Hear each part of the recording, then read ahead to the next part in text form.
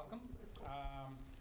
So welcome to this Heinz College Leadership Lecture Series. My name is Ramaya Krishnan. I'm the Dean of the Heinz College.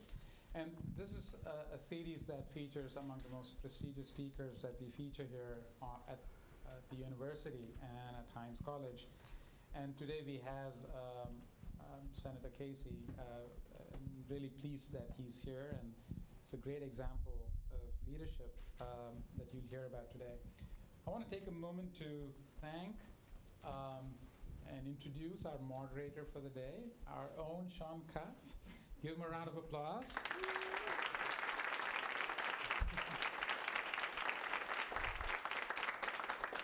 So Sean's president of the Heinz College Policy and Politics Club, and he actually was instrumental in making this visit possible. So, Sean, welcome. Thank you. And thank you again. Yeah, right, thank you so go. much. Put this down over here. All right, thank you everyone for coming. I'm so excited as the president of the Policy and Politics Club, but most importantly as a student here at Heinz to provide us all with this opportunity to learn from Senator Casey. Senator Casey has spent time as a leader here in the state of Pennsylvania, formerly serving as the Auditor General and the Treasurer. And right now he's in his third term as U.S. Senator, serving on the Health Committee, and really with an intense focus on children and families, providing better opportunities for people with disabilities, and serving the Commonwealth of Pennsylvania with integrity and dignity. So with that, Senator Casey, I'd like to welcome you to Heinz College. And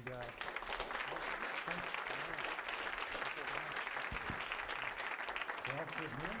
Yeah, after you. Awesome. Well, thank you again for joining us. And we have a lot of different events here at a graduate university, as you can imagine. We have Google Days, IBM Days. I thought I could have called this event Scranton Days, since both of us are from Scranton. True. But how'd we end up here, the two of us? I know. We should take advantage of it. Should we talk all about the Scranton coal mine tour and really just... Maybe not right now. All right. Well, with that, we'll talk about leadership. So I wanted to first discuss that with you and try to put that in your own words about what leadership means to you. You've said all public service is a trust, given in faith and accepted in honor.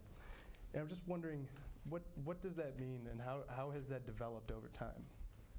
Well, first of all, those words are inscribed in the above the front of the finance building in Harrisburg. Not many people know this, but in the 1930s, they were smart enough not just to erect solid, government office buildings, but they had inscriptions all around the perimeter of that building, and that statement is right above the building I worked in for 10 years. All public service is a trust, given in faith and accepted in honor. And I think it's a great summation of what public service should be, and also really a great reminder, or even a short summary of what an election's all about. Because when you're elected to a public office at any level, you're not given an office that is yours. You're given the opportunity to serve in an office that the people own. It's the people's office. But they give it to you in trust, and that's the first part of that inscription. That it's a trust, and it's given in faith, and when they vote for you, they vest their confidence in you by saying, you are the one I'm supporting to serve me. And the only way the public official can discharge the duties of your office appropriately is to return that faith and that trust with honor. And part of leadership is, part of leadership in terms of being a good public official is returning that or being faithful to that trust on a daily basis. So it's not as if you get elected and you're honest and you serve with integrity on your first day and then you're good. That's not conferred on you. You have to earn it every day. And some people, unfortunately, serve in public office and they hold the public trust with great diligence and with honesty and integrity, but then they kind of go off the rails and they engage in conduct. It only takes one act to be unfaithful to that trust, to abuse power, or to do something other than what your oath tells you must do. So part of leadership is obviously being faithful to the trust that people give you. Leadership, of course, as well, is about wrestling with difficult issues and trying to find solutions that people have confidence in. And the people of Pennsylvania put their trust in not just you at different levels of government, but very much so in the Casey family. You know, your father served as governor of Pennsylvania, and you grew up very close to the politics, and I'm sure the good and the bad, the inspiring and the ugly at times. There's some ugly too, yeah. Yeah. So, you know, all of us here in this room, a lot of us are here trying to learn the skills, the perspective, and, you know, work out our career goals to make some difference in public service and public policy. And we're of that age that you were kind of at that time when your father was governor and while you were in law school. And I was just curious how being so close to that has influenced your idea of public service and your vision. Well, I was blessed to have two great parents. My mother's still alive, and they both were serving in a different fashion. My father had much more of a direct opportunity to serve in public office. It took him 4 times to be governor, so I think I'm having a bad day politically. He lost 3 times before he won on the 4th try. But he was a great example. I mean, he was always honest. Honest and faithful to his oath of office to a degree that was maddening for some. Just incredibly scrupulous about if someone gave him a gift and it was above $2 above the limit, he made sure it was either given back or, and just logging gifts. I just give you one example. When you're a public official, you've got to be very careful about what you accept or what you can't accept. He was, no human being I ever met was more scrupulous about those things. And that's just one example. So he was a great example of honesty and integrity, but would remind me and remind anyone that you have to earn it every day. My mother was not as directly involved, but she had a role to play in those years as the First Lady of the Commonwealth, and she worked on a number of big issues. Literacy, which is still a major challenge in our society. Did a great job on that. Did a lot of work on being an advocate for breast cancer research and an advocate for those who were victims of that horrific disease. So I had 2 good examples before I made the decision to run for public office.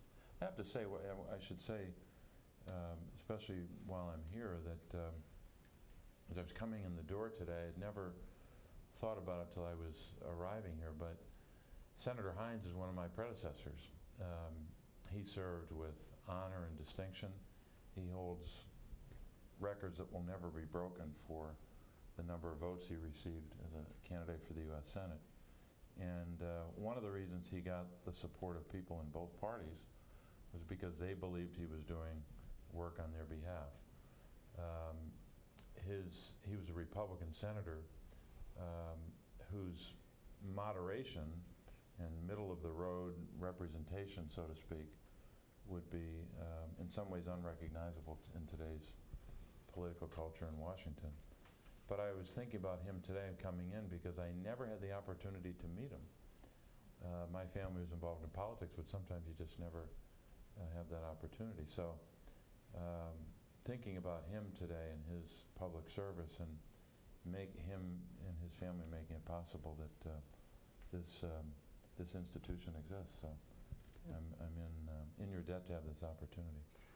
Yeah, and we're so thankful to be under the namesake of Senator Heinz. And I'm just curious, you mentioned his leadership across the aisle in his time, and we definitely do seem to be lacking that today. And I'm just wondering if you, what areas do you see people trying to bring that back, trying to bring back a more standardized leading across the aisle, working through issues that matter to the American people, when right now we're pretty heavily into some partisan fights? Well, I think on some issues there are areas where we could plow some common ground, but not enough of that effort has been undertaken. And I think there's probably fault on both sides when it comes to some issues. But I have to say that there were opportunities, frankly, that this president had to bring people together. Just give you one big example: infrastructure. If he had started with his administration with that issue and said, we have major infrastructure challenges, not only in a state like Pennsylvania, but all across the country. Just give you a few examples: rural broadband. We live in a state that has 67 counties, 48 are rural. This is not one of them. This is not a rural county, but there are rural parts even of Allegheny County. But in those 48 rural counties, by the low estimate, the FCC estimate, there are more than 400,000 people who live in those 48 rural counties that don't have broadband, don't have high-speed internet. How do you run a business of any kind without broadband? And that's an equity issue for children in those schools. That issue became most clear to me when county commissioners in Greene County one day, just south of here, said to me, they were trying to create a sense of urgency around this issue way back in 2016. They said to me, Senator, our kids can't learn. They can't do their homework. I mean, rural broadband is not some far-off infrastructure issue. It's literally about children being able to do their homework, or not being able to do their homework, or not being able to advance like they could because they live in a rural community. The good news is, for cities, virtually everyone has access. So whether it's roads or bridges or broadband or electricity grid or water and sewer, I mean, go down the list. That is one area where I think if the president had identified that and led an effort, showed leadership, we'd be several years into the deployment of investments in infrastructure, and he chose not to do that because the hard right told him, first thing you got to do is repeal the Affordable Care Act, and then you got to get a tax bill done that those two work in concert. Right. And not only was that, I think, a political mistake, it's done great damage to the country. And now we're facing a lawsuit on the Affordable Care Act, which will wipe it out. And a lot of people in our country don't know about it because it's in a court, in this case, the Fifth Circuit Court of Appeals, which will wipe out the entire Affordable Care Act if that suit prevails, and will wipe out all the protections that came with the Affordable Care Act. So everyone in this room and everyone you know could be adversely affected in a very grave fashion by the success of that lawsuit that is now in front of a 3-judge panel. Only one of the 3 was appointed by a Democratic president, so you can get a sense of where it might be headed. But and then the second part of what the administration decided to do was to dive into a change in our tax bill, our tax code, that rigged the code for extraordinarily wealthy people and big corporations. So that was the wrong direction on healthcare policy and on tax policy, where he and they, when they had majorities in both houses, could have led the country in a different direction by bringing everyone together on infrastructure. Yeah, and I do want to come back to some of those policy issues. But you mentioned the real diversity of landscapes, problems, right? Concentrations of poverty and people, and the challenges that they face across Pennsylvania. And I was hoping you could share with us a little bit about what it's like to lead such a diverse state with such diverse problems, from rural to urban to some of the challenges with insurance and non-insurance. So wondering if you can bring No, us to that. it's challenging. In fact, I mean, in this state, in some ways, reflects the diversity of the country. Our country has, just by way of geography, major urban areas on either coast, and this is the west coast of Pennsylvania. And we have a remarkable urban community here in Pittsburgh and a lot of communities around it, which, thank goodness, because of Carnegie Mellon and a lot of other dynamics and a lot of other great institutions are flourishing. So the city of Pittsburgh has all the dynamism that leads to growth and young people staying in the area. And by the way, please don't leave Pennsylvania. Please don't leave Pittsburgh and Allegheny County if you can after you graduate. But that's my commercial. I can't hold you to it. I can't force you to, but I hope you stay. And then on the other end of the state, we have Philadelphia and those in urban communities like that. So in many ways, the diversity of Pennsylvania, having the middle of the state, having significant rural areas and agricultural communities, that diversity is reflective of the country. The challenge for me as a senator who represents the entire state is, can you identify issues that unifies the state? And some days you can't. But it is interesting, often when we think we're most divided, there is a lot of common ground between rural and urban, between suburban and small town. That infrastructure issue is one of them. Healthcare actually is another. Now, some people believe, oh my goodness, there's so much division on healthcare, and people who live in this kind of a community don't want to support the Affordable Care Act and all that. That's actually, I think, overstated. I'll give you one example. The Medicaid program.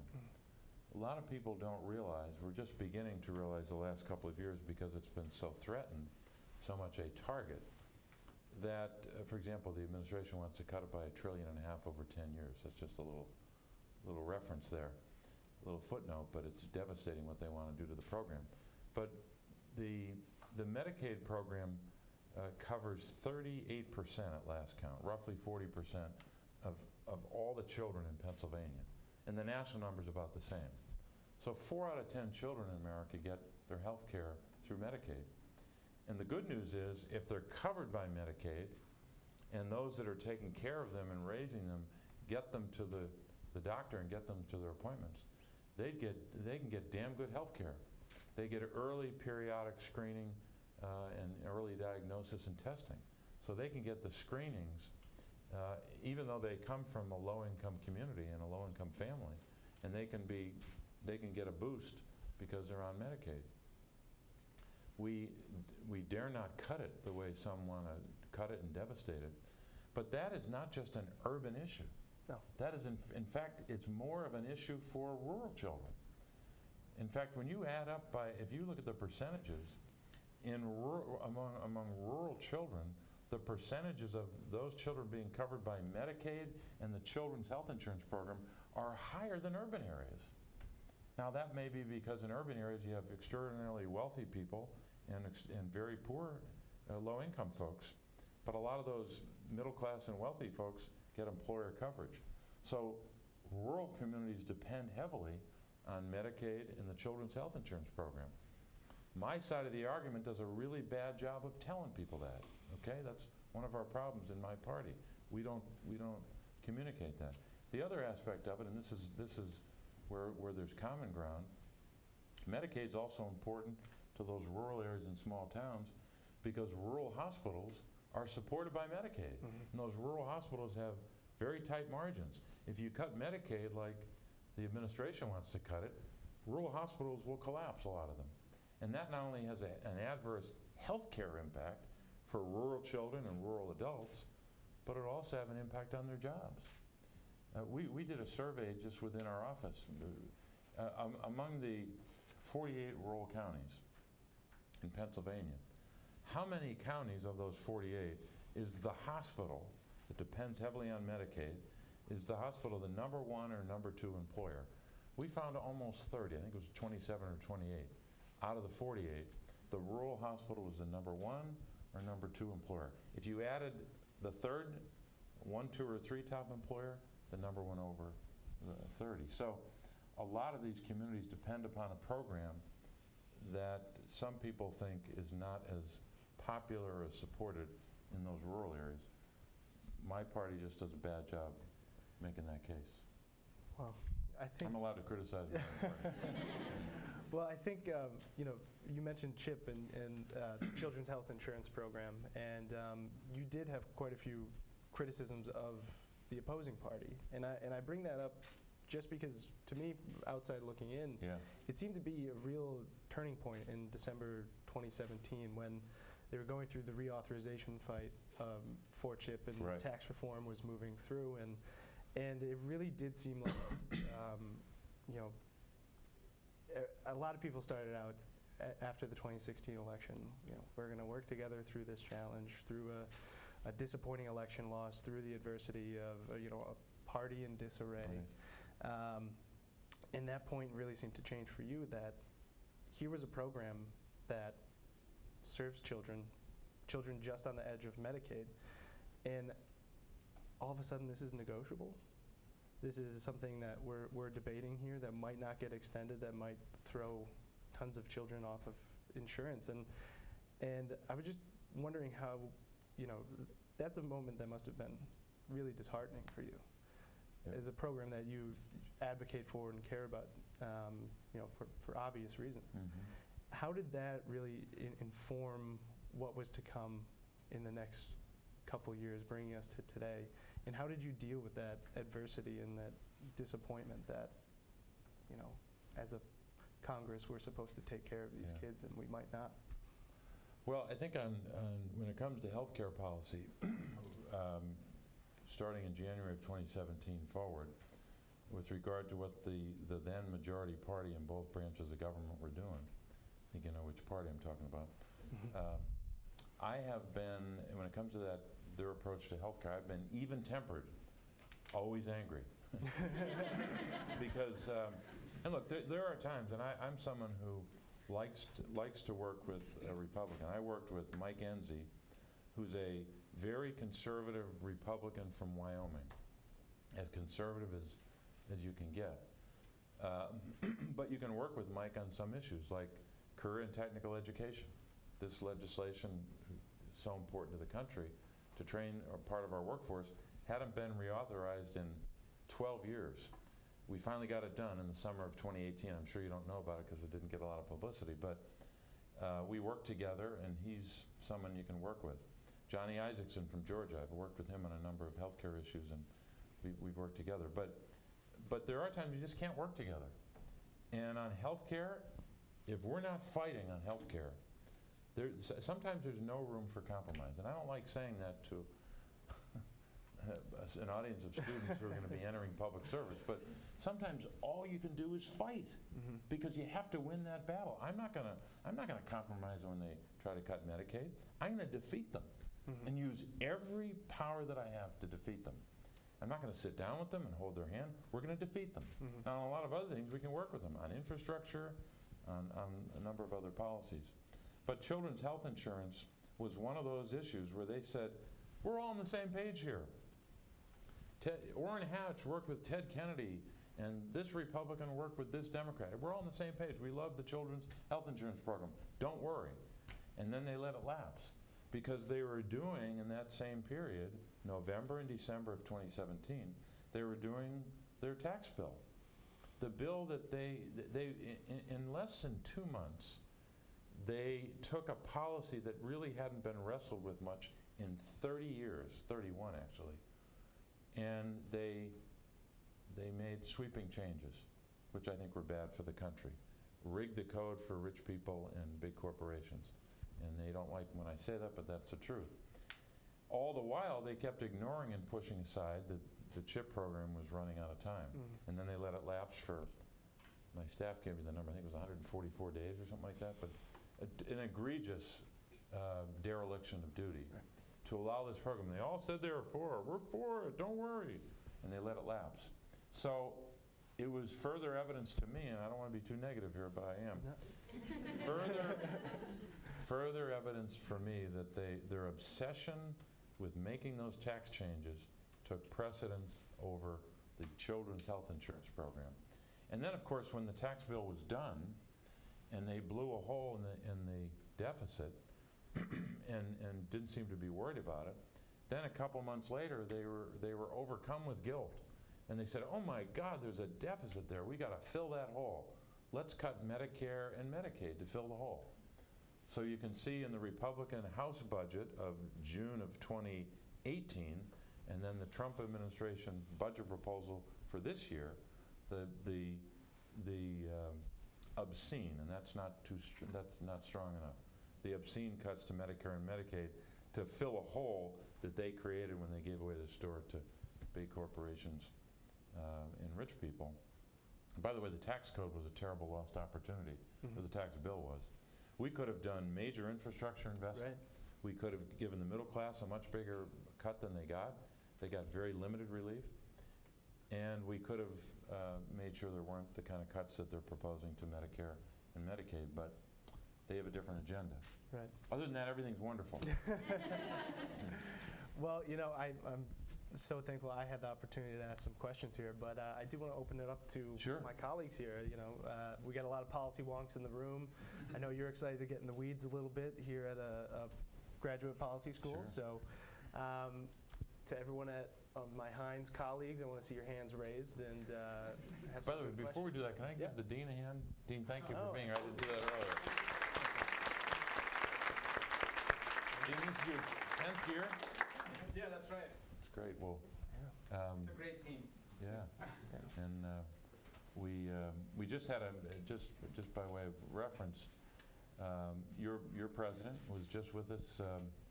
What day was it? Wednesday. We had all a group of college presidents come down Right.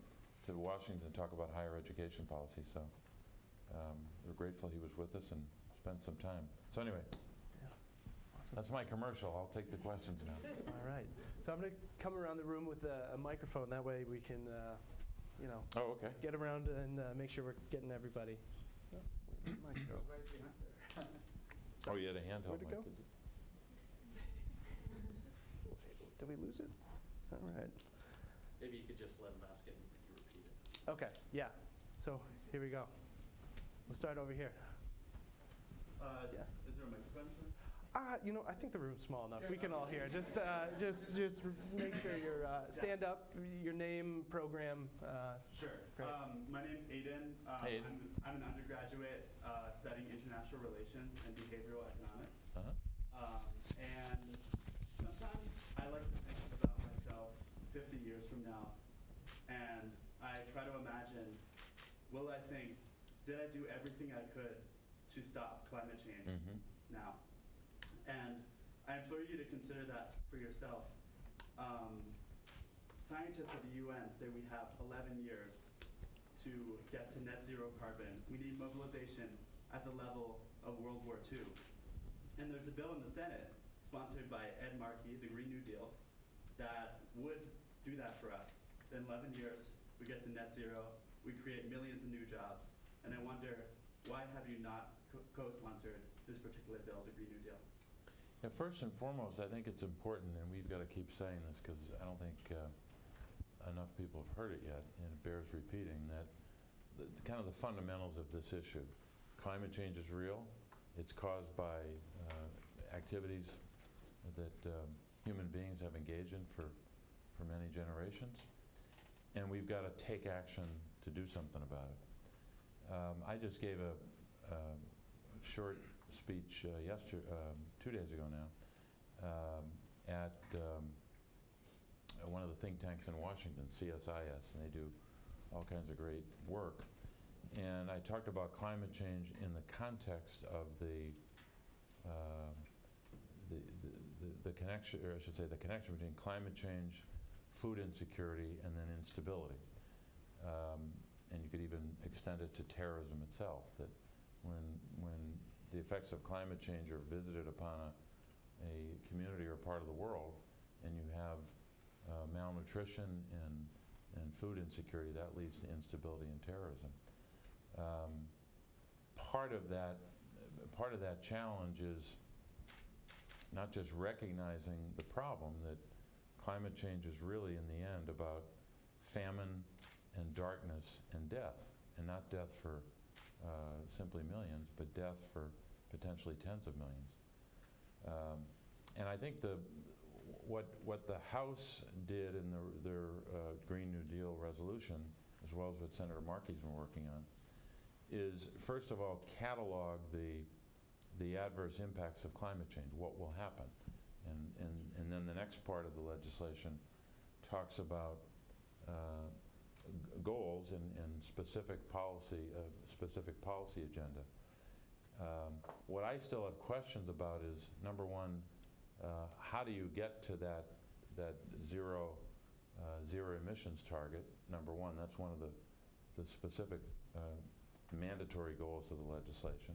I have a question about that. Also, a second question about how do you get, as referred to in the bill or the resolution, how do you get to a job guarantee for every adult?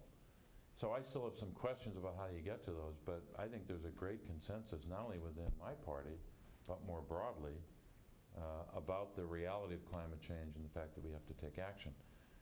What we need, though, is to, in the Senate, controlled by the other party, to not just have a debate, but have votes that force both parties to cast votes on bills like that. So I don't know if I'm sure it's not going to come up for a vote anytime soon, but we've got to have a response to climate change that frankly has not been adequate up to this point in time. But I still have questions about some aspects of how do you get to that mandatory goal. So we got some work to do. But thank you. And I think I should ask the same question about not only me, but my 4 daughters and a lot of other people. Where are we going to be in 11 years or 50 years? Great. Yeah, absolutely. Hi, I'm Kyle Marinelli. I am an MBA and a Master's in Public Policy student.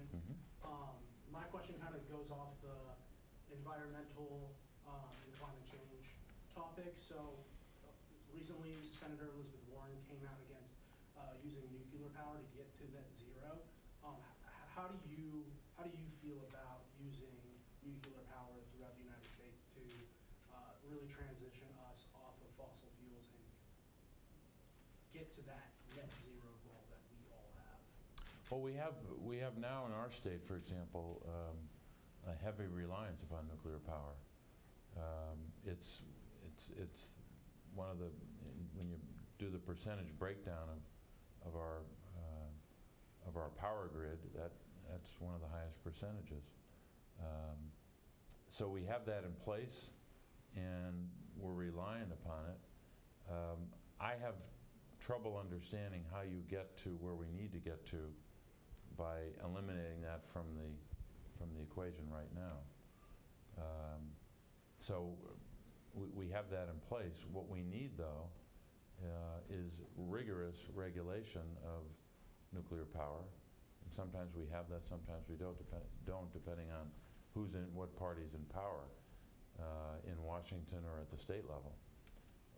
When you have a president and a governor that has a commitment to appropriate and rigorous regulation, you can have the kind of regulatory regime that can provide the oversight you need. But now we know, just in Pennsylvania, we've got something like 86,000 people that are employed in the clean energy economy. And that's a good start. We have to have a lot more than 86,000 to make sure that we're continuing to transition to clean energy itself and also clean energy jobs. But I think we're going to be relying upon nuclear power for a good while yet, until someone can explain to me how that can be. Some people I know want to kind of take it off the table, but I don't know how that works in the short term in terms of where we are with the number of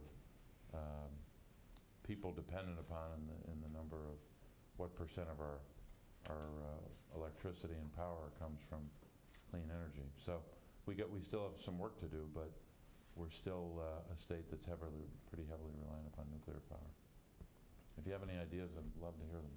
we have any questions from this side of the room? You guys are very quiet over here. Anyone? All right. Sure. Thank you very much, Senator, for being here. My name is Nick. I'm a student in public policy and management with data analytics. I was curious, you talked about areas for bipartisanship and areas to fight. A lot of the Democrats in the race right now for the presidency have some very ambitious, not middle-of-the-road goals and policies that they're promoting. So I'm curious what you plan to do in a bipartisan environment that we're very likely to have after this election to get some of those policies implemented, or if you think they're even realistic as they've been proposed. Well, I'm glad that you're predicting a bipartisan era ahead of us. And I think I obviously want a Democratic president, a Democratic Senate to move a lot of these issues and move that agenda. If we don't prevail in the Senate, and it's going to be hard. We have a good shot, but it's pretty early to tell. But if we don't, we're still going to have a recalcitrant obstructionist majority. Mitch McConnell has perfected that kind of approach to governing. So it's going to be difficult. But I think the most important thing we should try to do is, this is my view of what we should be doing, for example, on healthcare. I think the most important thing we've got to do is make the case right now, because elections are about contrast. They're not simply about good ideas. They're about contrast. And you have to draw, if you're a Democrat and you want to win, and therefore protect some of the gains in healthcare, you got to beat them. And one of the ways to defeat the other side is making it very clear to the American people what the administration, what Republicans are doing right now to healthcare, which is very damaging. Census Bureau just came out with this number, and I'm sure a lot of people miss this, but 1.9 million fewer people insured in the United States of America since 2017. So the president's efforts on sabotage has been very, very effective and very successful, even though they didn't repeal the law. So sabotage by the administration, aided and abetted by a Republican majority in the House until last year and the Senate currently, has reduced the number of people insured in the country by almost 2 million. That number will continue to go up if these people have power going forward. So we have to stop the sabotage, but the first thing you got to do is tell people about it, what's happening. Second thing we got to do is let people know that this lawsuit exists, and it's more likely to prevail than not prevail. And if it prevails, the Affordable Care Act is gone. And everyone you know who has a pre-existing condition will no longer have protections. The uninsured rate will skyrocket beyond what it was in 2009. One estimate has it going up to 18% of the American people. When we started on this in 2009, it was about 17%. They're projecting. So you're going to have a skyrocketing number of people uninsured. You're going to have premiums going through the roof for everyone. You're going to have people who will die because of the effects of that lawsuit by wiping out the Affordable Care Act. And you'll have instability in the insurance markets. We got to tell people about that. Third thing we got to tell them is about the budget cuts. So I'm all for interesting debates, but I like to win. That's a lot better than a debate. We've got to make sure that people know what is at stake. Now, if we can prevail, stop the lawsuit, or overcome the lawsuit in some fashion if it goes the way I think it'll go, in the wrong direction, stop the sabotage, stop the budget cuts, then your era of bipartisanship can start, where we can lower healthcare costs, which we still have to do, still have more work to do, both parties do. Lower the cost of prescription drugs, both parties have work to do on that, neither party's done enough, and work on those issues, including adding millions more to the insurance rolls. And then we can have a great debate about how to increase coverage and how to make healthcare better in terms of lowering costs and improving quality. But I don't have time for that right now, candidly. I have to continue to fight these people on the lawsuit, the sabotage, and the budget cuts. And if I'm not doing that every day, I'm not doing my job. And frankly, my party and a lot of the candidates for president are not doing enough either. They're talking about health care and having debates about it, but they're not telling the American people what the Republican Party in Washington is doing right now. Every one of them supports that lawsuit. And I have a name for the lawsuit. It's called the goddamned lawsuit. That's what I call it. It is from the pit of hell, that lawsuit. And we've got to tell people about those three things. If we tell them about it, the people will make the right decision, and we'll win. And then we can have all the bipartisanship you want on a range of issues, and we can debate till the cows come home about it. This idea and that idea, fine. Got to create the contrast by telling people, and then win the election. I bet you terrified some of your new interns when you're going. They're like, "What lawsuits are you talking about?" You Yeah. know? But yeah, so we're running a little short on time here. But your staff has brought some question response cards that they can pass out, and if you don't have your chance to ask a question today, the center will get back to you. But I did want to end on one question. I have one I'd like to bring up, but go ahead. Okay. It might be the same. So obviously the events of this week, the House initiated. That's what I wanted to get to. Okay. That's So, what's in the folder I brought. so the House initiated impeachment Right. proceedings, and you know, we can look at it in so many different ways, but ultimately it is a real question of the president's leadership and obviously legality too. But instead of first asking about, you know, where he's failed in his leadership and gotten himself into this. How much time do we have? Mess. Wow. But I want to ask a slightly different question, more to put on you, because we're going to need I say we as a registered Democrat, I suppose, but we as constituents of yours in Pennsylvania and the country, we're going to require leaders to bring us through this process. Mm-hmm. And I was hoping you could share with us how you as a leader hope to bring us through and get to the truth, or if the ultimate decision is conviction in the Senate, what that means. Yeah, first, I want to be really clear about where I stand. If you had talked to me, I don't know, 6 months ago or even a few months ago,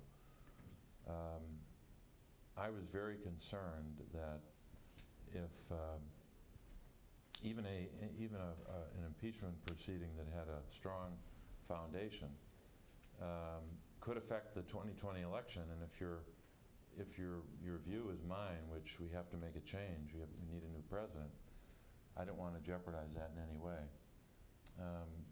But over time, I began to doubt that, especially when you dig deeper and deeper and deeper into the Mulla Report.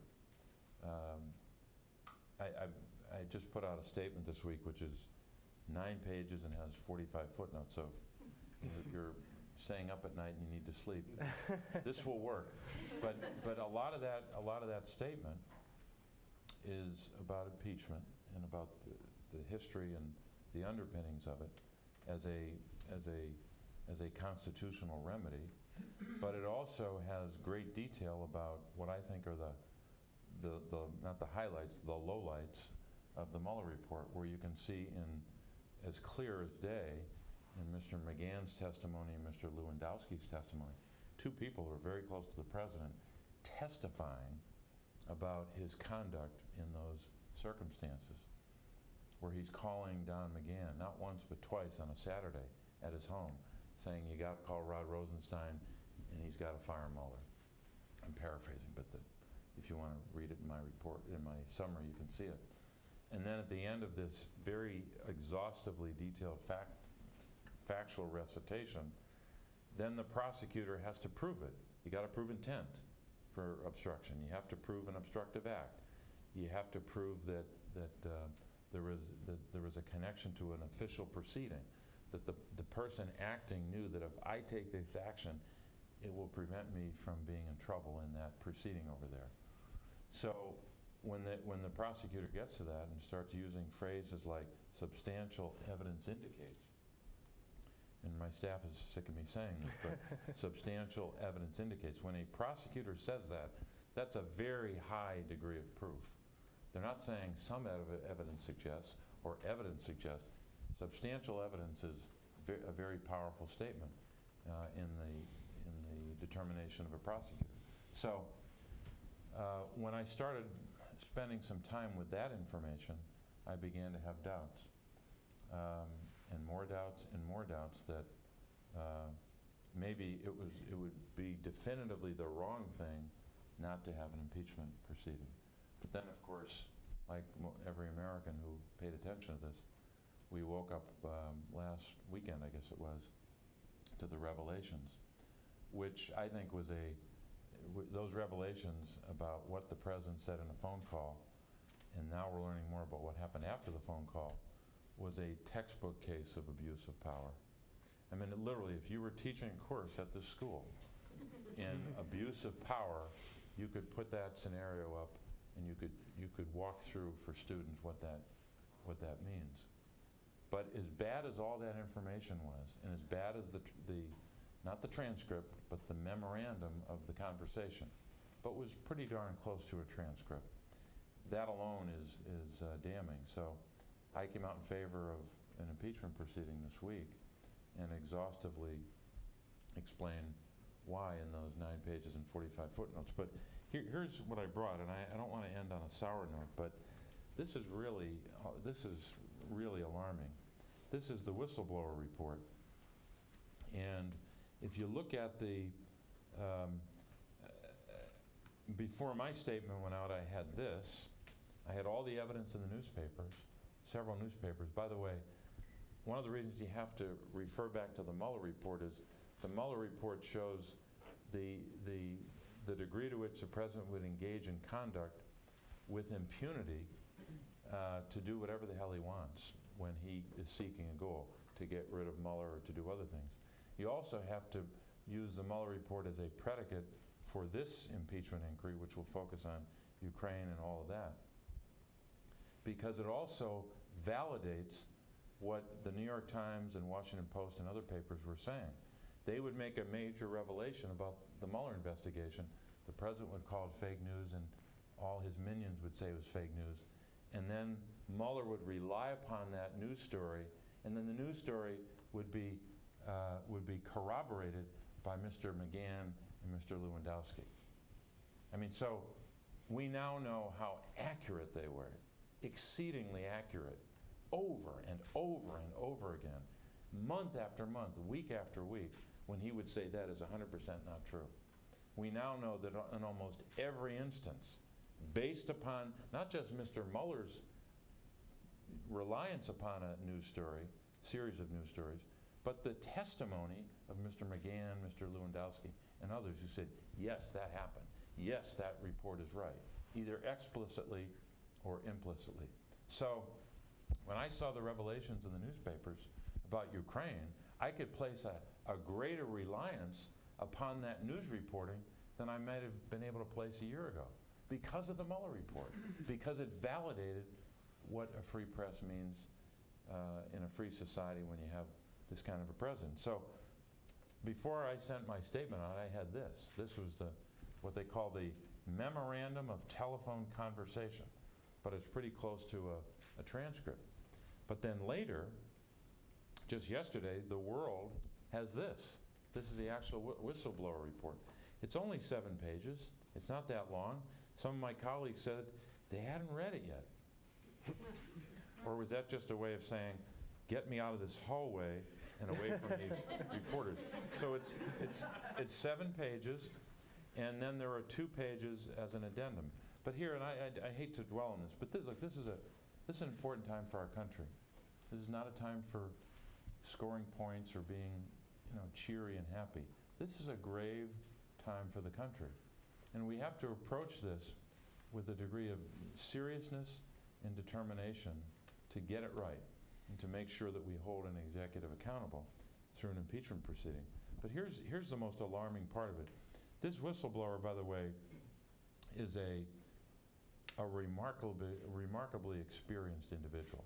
You just tell by the citations to statutes, the footnotes, the vast knowledge this person has of Ukraine and the dynamics of national security and classification of documents. I mean, this is a pro. This isn't some rogue who thought I'm gonna blow the whistle on something without a lot of evidence. But he and I think it is a he, that's what the journalists tell us.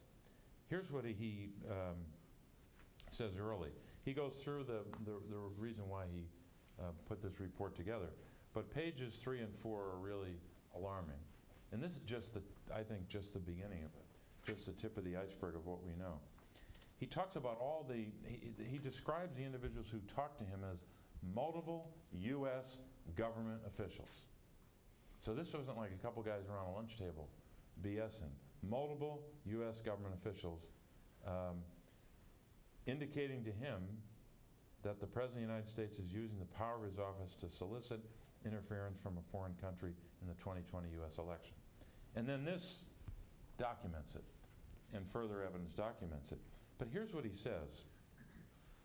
He talks about the group of individuals he talked to who were right there, some of whom heard the phone call or knew information about other scenarios. Quote, they told me there was already a, quote, discussion ongoing, unquote, with White House lawyers about how to treat the call because of the likelihood in the officials' retelling that they had witnessed the president abuse his office for personal gain. Just imagine what that's like. You're in the White House. I don't care whether you're Democrat, Republican, if you've been there for 3 months or 30 years, and you witness that happening. Imagine what that's like. Forget whether it's a crime or not. You witness a president abusing the power of his office in a very blatant way. Just imagine how upsetting that is, how alarming it is, and how frightening it is, because then you're burdened with that knowledge to do something about it. And I'll wrap up in a minute. I know we got to go. But then on the next page, that's page 3, or I'm sorry, at the bottom of page 3, quote, I learned from multiple U.S. officials that senior White House officials, just imagine this, multiple White House or multiple government officials telling him about multiple White House officials, quote, intervened to, quote, lock down, unquote, all records of the phone call, that they were, quote, directed, and he quotes that, meaning people said the word directed to him, by White House lawyers to remove the electronic transcript from the computer system. So basically what they did was they took the electronic transcript of this phone call and put it into another file, in a sense, where they keep the most highly classified information that we know of. Like the raid on Osama bin Laden's, that kind of sensitivity. And here's what it says on page 4. The transcript, quote, was loaded into a separate electronic system that is otherwise used to store and handle classified information of an especially sensitive nature. And he says this was not remotely sensitive. And then the last thing, and I'm really done. The first page of the appendix might be the most alarming of all. He says, according to White House officials I spoke with, this was, quote, not the first time, unquote, under this administration that a presidential transcript was placed into this code word level system solely for the purpose of protecting politically sensitive rather than national security sensitive information, unquote. My God, I never thought we'd read information like that about our government. So we've got, our country is going to go through a really difficult chapter, and we have to get it right. So on that uplifting note, I hope I have, I'm sorry to delay everything, but Well, I thought that was important enough to we'll make sure we talk to the dean about a class in obstruction, but thank you for giving us a course today in leadership and public service. Thank you. Really appreciate it. Thank you. Thank you to everyone from Heinz College who've helped put this together, and thank you for joining us today. And your staff have been incredible and answered a lot of my emails, so I really appreciate their hard work. Thanks, appreciate it. Awesome. Thank you so much. Thanks for coming, everyone. Can we take these off here? Yeah.